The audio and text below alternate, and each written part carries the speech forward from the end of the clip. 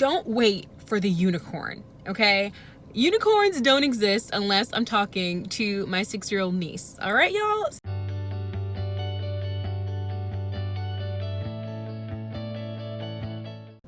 Marley's real estate tip of the week. So this week's tip goes out to all of my first-time home buyers, and that is, what are the 5 biggest mistakes first-time home buyers make? I wanted to do this video because I work with a lot of first-time home buyers, and the truth is that there's a lot of misinformation out there, and so I like to make sure that my first-time home buyers are well informed before they go into the process so they don't end up making these mistakes. Mistake number 1 is that they start looking for homes before they get pre-approved. Guys, I can't stress this enough. The last thing you want to do is walk into a home, fall in love with it. You're not even pre-approved, which means you can't make an offer. And so in a hot market, somebody's going to beat you to it, because by the time you go back to your lender to get pre-approved, it might take a day or two. Maybe they require you to pay something off so that you can afford the house you want, right? Now you're 30 days behind. Get pre-approved first so that you're in great position to not only find the house and start looking, but to negotiate because you're already an approved buyer.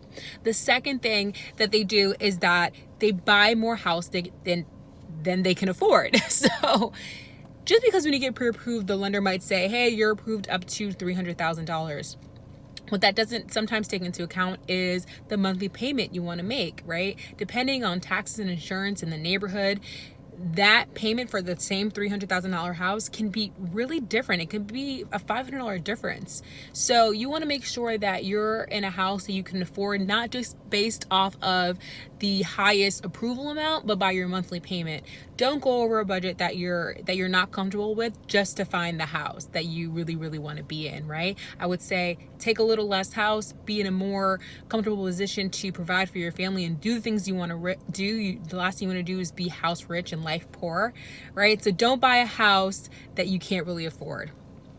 The next thing is that they drain their savings to get the property. There are a lot of things that come up when you're a homeowner. The annual average of unexpected cost around the US is about $2,000. So if you drain your savings, little thing like, I don't know, painting, and you need to fix a leak in the roof, things that you have to come out of pocket for that either aren't covered by your insurance, you have to pay a premium for, right? Things that before were covered by your landlord, that's right, now they're covered by you. So you have to have that money in your savings. So I definitely tell my clients, and I work with my lender to make sure that they have a little nest egg after they paid all their closing costs, so that they can take care of any incidentals that come up in their first year of owning the home, or if they want to buy furniture. The last thing you want to do is move into your house and have to sleep on the floor, right? So make sure you have some savings. Don't drain your savings just to buy your first home. The next thing is that they are not as careful with their credit when they're looking. The fact is, your credit is always changing.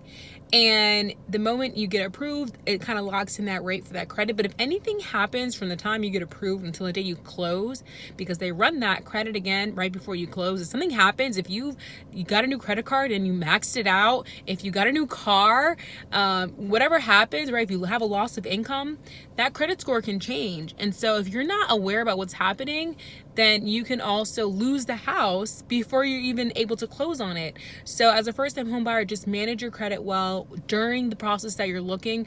Don't buy a new car, okay, when you're looking. Don't add any extra debt to yourselves. Be very frugal during the process so that nothing changes or that things only get better on your credit.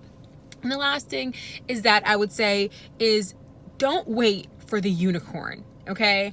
Unicorns don't exist unless I'm talking to my 6-year-old niece. All right, y'all? So it is your first home. It might not have everything, and that's okay. Be content with that it meets your basic needs, and that you're putting yourself and your family in a better position to be able to provide for them later in the future, so that there's some equity in the property, right? That you're buying in a nice neighborhood, but that it meets your needs, and that you're not taking and looking at 50 homes before you even decide to maybe put an offer in. The unicorn doesn't exist, and if you are buying your unicorn, it's probably because you overpaid, right? Or you bought too much home and you don't need it. And so this is your first home. It's not your forever home. So just take into consideration so that you're not making those mistakes as a first-time home buyer. If you want more information about the first-time home buying process, I'm here to help. Just reach out to me or DM me. Talk to you later. Bye.